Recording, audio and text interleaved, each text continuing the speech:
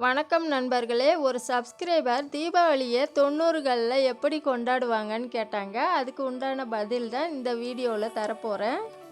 நம்ம இப்போ கொண்டாடுற மாதிரி mobile, hotel, biryani, online shopping எதுவுமே இல்லாத ஒரு பண்டிகை தான் தீபாவளி பண்டிகையாக இருந்தது 80, 90களில். தீபாவளி வர்றதுக்கு 15-20 நாட்களுக்கு முன்னாடியே சேலை, ஜீன்ஸு, சட்டைன்னு எடுக்க ஆரம்பிச்சிடுவாங்க. அவ்வளோ கலகலப்பாக இருக்கும். தீபாவளியை அப்படி வரவேற்கிறதுக்காக ஜாலியாக காத்துக்கிட்டு இருப்பாங்க. அப்போல்லாம் துணி கடைலாம் கம்மி தான். ஆனால் சேலை எடுக்க போகிறோமேன்ற சந்தோஷம் ஒரு மனசில் அப்படியே சிறகடிச்சு பறக்கும். வீட்டை ஒட்டடை அடித்து, வெள்ளை அடித்து, கலர் பூசி, ரங்கோலி போட்டு தீபாவளி வர்றதுக்கு முன்னாடியே இந்த தினம் நடக்கும். ஏன்னா ஆர்வமாக காத்துக்கிட்டு இருப்பாங்க தீபாவளியை வரவேற்கிறதுக்கு. தீபாவளிக்கு நம்ம வீட்டில் என்னென்ன பலகாரம் செய்யலான்ட்டு அம்மாவும் பாட்டியும் ஒரு லிஸ்ட்டே போட்டுக்கிட்டு இருப்பாங்க. தீபாவளியோட ஸ்பெஷலே எண்ணெய் குளியல் தாங்க. விடியற் காலையிலேயே குடும்பத்தில் உள்ள எல்லாருமே எண்ணெய் தேய்ச்சி குளிச்சிருவாங்க. எண்ணெய் தேய்ச்சி குளித்து முடிச்சுட்டு பூஜையெல்லாம் முடிச்சுட்டு புது சட்டையில் மஞ்சள் வச்சு எல்லாருமே போட்டுப்பாங்க. அப்போ அவங்களுக்கு ஒரு சந்தோஷம் ஏற்படும் பாருங்க, அதை சொல்ல வார்த்தையே இருக்காது. அதுக்கப்புறம் மைசூர் பாக்கு, முறுக்கு, அதிரசம், இன்னும் என்னென்ன செஞ்சாங்களோ அந்த வீடே ஸ்வீட்டால் மணக்கும். அம்மா வச்ச இட்லி, சாம்பார், தோசை, வடை, சுழியம், இன்னும் என்னென்ன ஐட்டம் இருக்கோ சாப்பிட முடியாமல் சாப்பிடுவாங்க அன்னைய தினம். இதில் முக்கியமான விஷயமே பட்டாசு தான். சூரியன், ராக்கி, தேவி, வடமலை, இன்னும் நிறைய ஃப்ரெண்ட்ஸ்லாம் இருந்தாங்க. குழந்தைங்களுக்கு லட்சுமி வெடி, பூச்சரம், சங்கு சக்கரம், எலக்ட்ரிக்கல், இதுதான் ஹீரோவே அவங்களுக்குலாம். அப்போ பெரியவர்கள் முதல் சிறியவர்கள் வரை ரெட் ராக்கெட்டு, 10,000 வாழா சரம் எல்லாத்தையும் வெடிக்கும்போது பெரியவங்களேருந்து சின்னவங்களேருந்து பயந்தவங்க எல்லாமே ஓட்டம் பிடிப்பாங்க. அக்கம் பக்கத்தில் உள்ளவங்களாம் தீபாவளி இன்னைக்கு எப்படி போச்சு, லட்டு சாப்பிட்டீங்களா, ஸ்வீட் சாப்பிட்டீங்களா, சுழியம் சாப்பிட்டீங்களான்ட்டு குசலம் வேற விசாரிப்பாங்க. தீபாவளி அன்னைக்கு குடும்பத்தில் ஒரு வீட்டுக்கு தெருவில் உள்ள எல்லாருமே வருவாங்க. அவங்கவுங்க வீட்டில் செஞ்ச ஸ்வீட்டு பலகாரத்தெல்லாம் எடுத்துகிட்டு வந்து டேஸ்ட் பார்க்க சொல்லுவாங்க. சந்தோஷமாக ஓடும் அன்னைய தினம். தீபாவளிக்கு ஒரு பொழுதுபோக்கு என்னென்னா, ரஜினி, கமல், விஜயகாந்த் நடித்த படங்கள்லாம் அன்னைய தினம் ரிலீஸ் ஆகும். அதை பார்க்கறதுக்காக ரசிகர்கள் கூட்டமாக வருவாங்க. தீபாவளிக்கு அன்றைக்கு பிரபலமாக இருக்கிற நடிகை பேட்டி, வணக்கங்கள், அப்புறம் வெங்கடேசன் பாட்டு, சாமி பாட்டு இன்னும் குதூகலமாக இருக்கும். காலையிலேயே மதியம் அம்மா சமைச்ச இட்லி, சாம்பார், தோசை, பூரி, இனிப்பு, பிரியாணி எல்லாம் ஸ்பெஷலாக இருக்கும். மத்தியானம் கலை நிகழ்ச்சி ஏதாச்சும் போடுவாங்க தூர்தர்ஷனில். அதை பார்த்துட்டு சாயங்காலம் மறுபடியும் வெடிக்க ஆரம்பிச்சிடுவாங்க. தீபாவளிக்கு அதே மாதிரி காலை, மாலை, இரவுன்ட்டு 3 வேளையும்.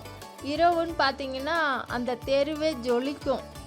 இதே மாதிரி தான் நண்பர்களே 80, 90களில் தீபாவளியை கொண்டாடுவாங்க. உறவினர், இனிப்பு, பட்டாசு, இப்படி தான் கலகலப்பாக போச்சு 90களில் தீபாவளி. இந்த காலத்து மாதிரி மொபைல் இல்லை, ஆன்லைன் ஷாப்பிங் இல்லை. ஆனால் மனசில் நிற்கிற மாதிரி சூப்பராக இருக்கும் தீபாவளி. இப்போ நான் சொன்னது போல் சின்ன வயசில் யாராவது கொண்டாடி இருப்பீங்க. இந்த வீடியோ பார்த்துட்டு எப்படி கொண்டாடினீங்கன்ட்டு கமெண்ட்டில் கண்டிப்பாக சொல்லுங்கள். காலையிலே மண்ணால் அடுப்பு கட்டி அதை சுத்தம் பண்ணி நல்லா அழகாக கோலம் போட்டு சூப்பராக வச்சுருப்பாங்க கொங்கு நாட்டில். அடுப்பு மேலே வெத்தலையை பிச்சு போட்டு ரங்கோலி செஞ்சுருப்பாங்க அழகாக பெண்கள். புதுசாக துணி எடுக்கிறதெல்லாம் அப்போல்லாம் அரிது தான். பணம் இருக்கிறவங்க வாங்கிப்பாங்க. அப்படி இல்லாதவங்க பழைய துணியை நல்லா துவைச்சி அயன் பண்ணி போட்டுப்பாங்க. சின்ன பிள்ளைங்களுக்கு அவங்க வயசான பாட்டிகளில் கதை சொல்லுவாங்க. அந்த காலத்தில் நரகாசுரனை வச்சு தான் தீபாவளியை கொண்டாடுறோன்ட்டு. அதிகாலையிலே எழுந்துச்சி எல்லாருக்கும் எண்ணெயை தேய்ச்சி விடுவாங்க வீட்டு பெரியவர்கள்.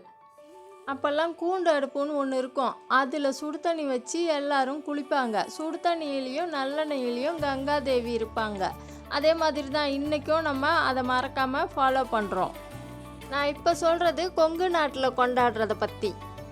காலையில் ராகி கூழ், அவல் பொங்கல், உளுந்து கேழம், இதுதான் பரம்பரையாக அந்த தீபாவளிக்கு அவங்க சாப்பிட்ற உணவு. பட்டாசுலாம் பெரிய அளவில் அப்போ இல்லை. குண்டு, சுடுகு, பூச்சரம் மாதிரி சில பட்டாசு வகை தான் சில ஊரில் இருந்துச்சு. சில குடும்பத்தில் பட்டாசு வேடிக்கை எதுவுமே செய்ய மாட்டாங்க. ஆனால் குழந்தைகளுக்காக தீப்பந்தம், பட்டி தீப்பந்தம், வெண்ணெய் விளக்கு எரிய விடுவாங்க. சிம்பிளாக செய்வாங்க. ஊரில் முக்கிய உறவினர்கள்லாம் ஒன்று சேருவாங்க. ஆண்கள், மட்டுக்காரர்கள் காலை வேலை முடிஞ்சதும் மதியம் எல்லாம் ஒன்றா கூடுவாங்க.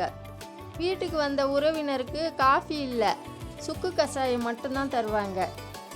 எங்கே சந்திச்சுக்கிறாங்களோ வணக்கம் அண்ணா, தீபாவளி நல்வாழ்த்துக்கள்ன்ட்டு சொல்லிப்பாங்க. ஒன்று மட்டும் உறுதி, பெருசாக காரம் செஞ்சு இனிப்பு கொண்டாடினா தான் அவங்களுக்கு தீபாவளி. மைசூர் பாகு, ஜிலேபி அதெல்லாம் அப்போ கிடையாது. நாட்டு லட்டு, பூந்தி இல்லை, அரிசி மிட்டாய். மதியம் சமையல் அவியல், மோர் குழம்பு, கம்பு ரொட்டி, எள்ளு பொடி, குழம்பு, பருப்பு சாதம். இதுதான் மத்தியானம் லஞ்சு.